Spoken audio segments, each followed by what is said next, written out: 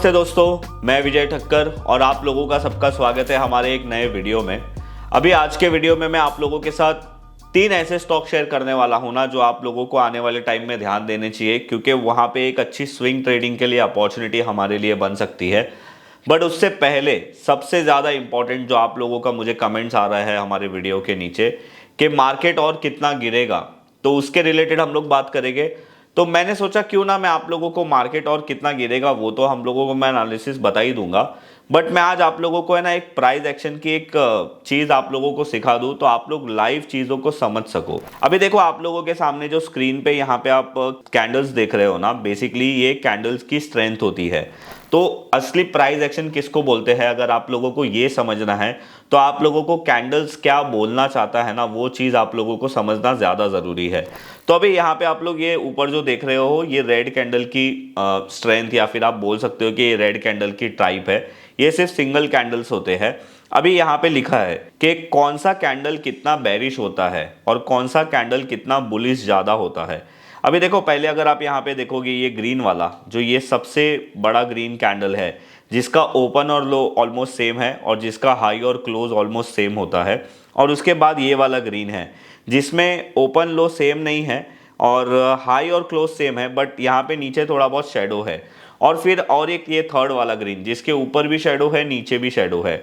उसके बाद और ये थोड़ा जिसे हम लोग डोजी बोलते हैं और ये दोनों ग्रीन। सो बेसिकली यहाँ पे आप लोगों को क्या समझना चाहिए, जो कैंडल एकदम पूरा ग्रीन होता है जिसे मैं जनरली किंग कैंडल बोलता हूँ वो बहुत ही ज़्यादा बुलिश कैंडल होता है। उसके बाद अगर डाउन साइड में थोड़ा शेडो है तो वो कम बुलिश होता है। अगर कैंडल ग्रीन है और अपर शेडो में भी थोड़ा शेडो है, लोअर शेडो में भी शेडो है और बॉडी भी थोड़ी बहुत है तो वो और थोड़ा स्ट्रांग होता है। उसके बाद ऐसे कंटिन्यूसली। और अभी ये रेड कैंडल में इसका अपोजिट होता है। अगर सबसे बड़ा रेड कैंडल है जिसका ओपन और हाई और क्लोज और लो सेम होता है ना, वो बहुत ही ज़्यादा बेरिश कैंडल होता है। जैसे हमारा ग्रीन कैंडल का अगर हम लोग बोले वो किंग होता है तो ये इसको हम लोग डेथ कैंडल बोल सकते हैं। ये जो सबसे बड़ा कैंडल है वो डेथ कैंडल होता है। उसके बाद अगर उसके ऊपर थोड़ा शेडो है तो वो कम बेरिश होता है। अगर दोनों साइड थोड़ा शेडो है और थोड़ा बहुत इसमें बॉडी भी है तो और कम बेरिश हो जाता है। फिर डोजी और फिर अगर डाउन साइड से रिजेक्शन आता है तो वो और बेरिश हो जाता है, मतलब और कम बेरिश हो जाता है। तो बेसिकली मैंने अभी आप लोगों को ये कैंडल्स के टाइप क्यों बताए, क्योंकि अभी है ना आप लोगों को ये समझना पड़ेगा कि मार्केट और कितना गिरेगा उसका पता हम लोगों को ये कैंडल्स के बेसिस पे पता चलने वाला है। तो अभी हम हमारे इंडेक्स पे जाए उससे पहले मैं आप लोगों को नैस्डैक का इंडेक्स बता देता हूँ। और ये अभी आप लोग जो नैस्डैक का चार्ट देख रहे हो ना, ये आप लोग डेली टाइम फ्रेम का देख रहे हो। अभी यहाँ पे देखो नैस्डैक में एक अच्छी रैली हुई थी और उसके बाद यहाँ पे ये जो बेरिश कैंडल है वो बनना शुरू हुए। और आप यहाँ पे देख सकते हो जो मैंने अभी आप लोगों को थोड़ी देर पहले इमेज बताई वो इमेज के हिसाब से यहाँ पे एक बेरिश कैंडल बना था। उसके बाद ये कम बेरिश कैंडल था, उसके बाद और ये कम बेरिश था। फिर यहाँ पे देखो थोड़ा डोजी जैसा हो गया, यहाँ पे रिजेक्शन आना शुरू हो गया और यहाँ पे और फाइनली एक बुलिश कैंडल यहाँ पे बना। तो ये कैंडल ये जो नैस्डैक का चार्ट है वो देख के हम लोगों को क्या लग रहा है कि नैस्डैक में जो अभी रिसेंटली फॉल हुआ है वो फॉल का भी एंड हो गया है। तो उसी तरीके से हमें अभी हमारे मार्केट को एनालिसिस करना पड़ेगा। तो अभी आप यहाँ पे देखो निफ्टी का चार्ट। अब ये जो भी हम लोग एनालिसिस कर रहे हैं वो डेली टाइम फ्रेम के बेसिस पे करेंगे, जिससे हम लोगों को ये पता चले कि शॉर्ट टाइम में मार्केट कहाँ तक जा सकता है। बिकॉज आप लोगों का सबसे बड़ा क्वेश्चन वही है कि मार्केट कहाँ तक आ सकता है।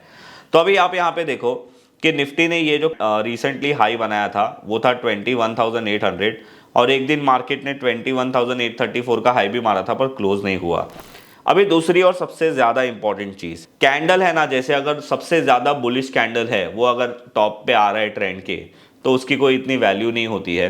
अगर वो डाउन ट्रेंड के बाद सबसे बड़ा बुलिश कैंडल आ रहा है तो उसकी वैल्यू बढ़ जाती है। अगर कोई बेरिश कैंडल है और वो मतलब ऑलरेडी मार्केट डाउन ट्रेंड में है और वो आप लोगों को नीचे बेरिश कैंडल दिखा रहा है तो उसकी वैल्यू इतनी ज़्यादा होती नहीं है। पर अगर वो ट्रेंड के टॉप पे आता है तो उसकी इंपॉर्टेंस बहुत ही ज़्यादा बढ़ जाती है। तो अभी आप यहाँ पे देख सकते हो कि थोड़े दिन पहले अगर आप यहाँ पे ध्यान से देखोगे तो सबसे बड़ा बेरिश कैंडल हमें यहाँ पे देखने मिला था। और ये कैंडल के बाद आप यहाँ पे फिर से देख सकते हो कि और बेरिश कैंडल की जो एक बेरिश कैंडल है वो आप लोगों को यहाँ पे देखने मिला। और वापस से हम लोगों को अभी मैं वीडियो रिकॉर्ड कर रहा हूँ 9 जैन को और हम लोगों को 8 जैन को भी एक बेरिश कैंडल दिखने मिला। तो अभी पॉइंट एकदम सीधा और सिंपल है, जब तक मार्केट ये बेरिश कैंडल के हाई ब्रेक नहीं करता है जो है 21,750 और 21,800, तब तक मार्केट का एक टॉप हम लोग बोल सकते हैं कि टेम्पररी बेसिस पे मार्केट में टॉप बन गया है। और मार्केट का जो अभी फिलहाल इंपॉर्टेंट सपोर्ट है वो है 21,500। अगर निफ्टी ने 21,500 तोड़ दिया तो बहुत ज़्यादा चांस है कि हम लोग 20,970 लेवल को देख सकते हैं, जो उसके बाद इमीडिएट नीचे का सपोर्ट है।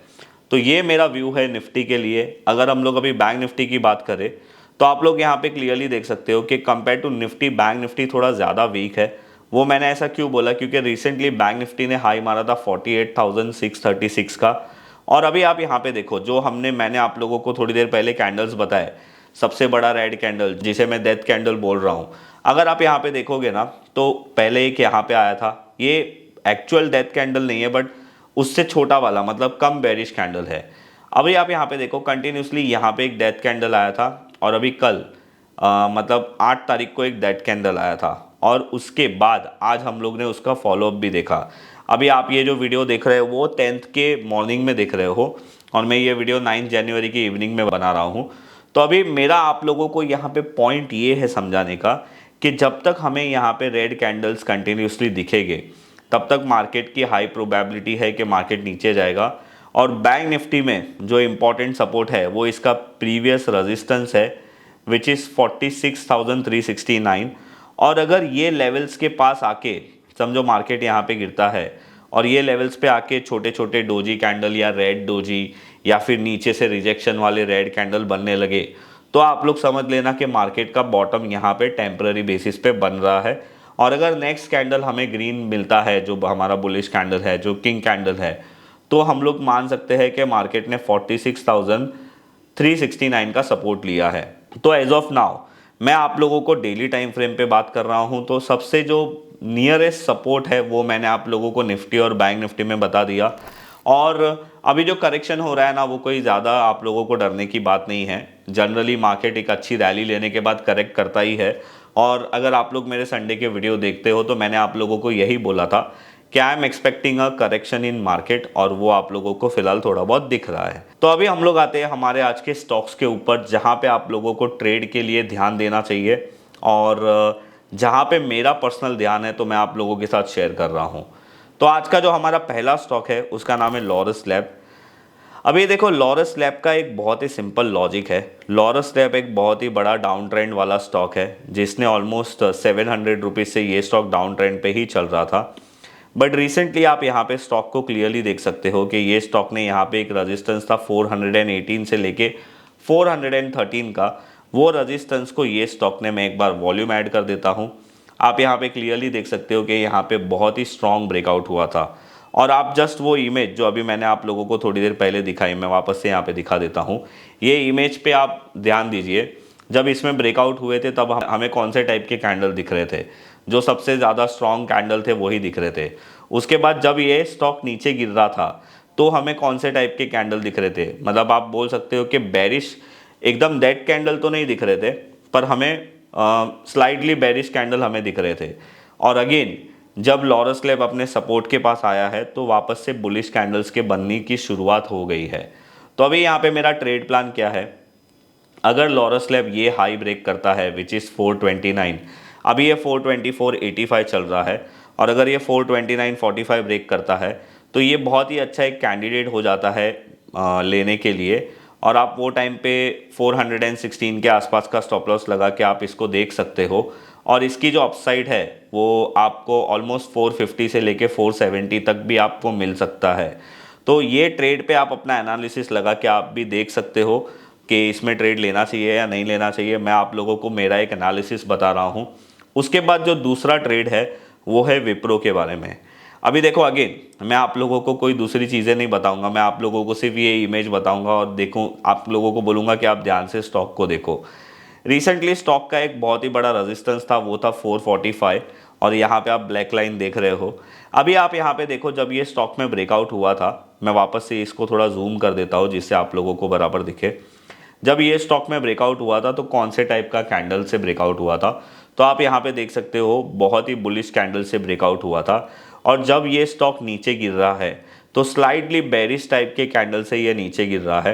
अब जब ये स्टॉक अपने इंपॉर्टेंट सपोर्ट के पास आता है ना, तब हमारा ध्यान देना इसमें ज़्यादा इंपॉर्टेंट है, क्योंकि मैंने आप लोगों को थोड़ी देर पहले ही बोला था कि कैंडल का इंपॉर्टेंस तब ज़्यादा हो जाता है अगर वो मेजर रेजिस्टेंस के पास या अप ट्रेंड के बाद आ रहा है तो, या फिर डाउन ट्रेंड के बाद, या फिर मेजर सपोर्ट के पास आ रहा है तो अगर यहाँ पे हम लोगों में विप्रो में एक अच्छा बुलिश कैंडल देखने मिलता है, या फिर आने वाले टाइम में विप्रो 462 लेवल को ब्रेक करता है, तो विप्रो भी बहुत अच्छा एक कैंडिडेट बनता है बाय करने के लिए, और फिर आने वाले टाइम में 480 500 तक का भी आप लोगों को टारगेट दिखने मिल सकता है। आज का जो हमारा थर्ड स्टॉक है वो है ग्लेनमार्क फार्मा का, और ग्लेनमार्क फार्मा में भी बहुत ही सिंपल लॉजिक है। ग्लेनमार्क फार्मा ने एक रिसेंटली अच्छी रैली ली थी, उसके बाद थोड़े बहुत 2 बेरिश कैंडल बने हैं, और अगर ये अपने बेरिश कैंडल का जो मतलब नियरेस्ट हाई है उसको क्लोज करता है, मतलब 898 से लेके 900 तक का, तो ग्लेनमार्क फार्मा में भी हम लोगों को एक अच्छी तेज़ी देखने मिल सकती है। और अगर आप ग्लेनमार्क फार्मा का वीकली टाइम फ्रेम का चार्ट देखोगे तो आप लोगों को पता चलेगा कि ग्लेनमार्क ऑलरेडी स्ट्रांग है। तो ये तीनों स्टॉक मेरे वॉच लिस्ट में है। उसके अलावा अगर आप यहाँ पे देखोगे, अशोका बिल्डकॉन करके एक स्टॉक है, उसने भी बहुत अच्छा ब्रेकआउट दिया है, और अगर आप इसका मंथली और वीकली टाइम फ्रेम का चार्ट देखोगे ना, तो वो उस टाइम फ्रेम पे भी इसने बहुत ही अच्छा ब्रेकआउट दिया है। तो ये स्टॉक में भी आप लोग ध्यान दे सकते हो एक शॉर्ट टर्म इन्वेस्टमेंट के बेसिस पे। तो बेसिकली स्विंग ट्रेडिंग के लिए मेरे ध्यान में जो है वो है लॉरस लैब, उसके बाद विप्रो और ग्लेनमार्क, ये 3 स्टॉक मेरे ध्यान में हैं। और मैंने आज आप लोगों को पूरा कैंडलस्टिक का एक प्राइस एक्शन को कैसे समझना है उसके बारे में एक आप लोगों को आइडिया दे दिया। तो बस ये था मेरा आज का ये वीडियो। आई विश कि आप लोगों को ये वीडियो पसंद आया होगा।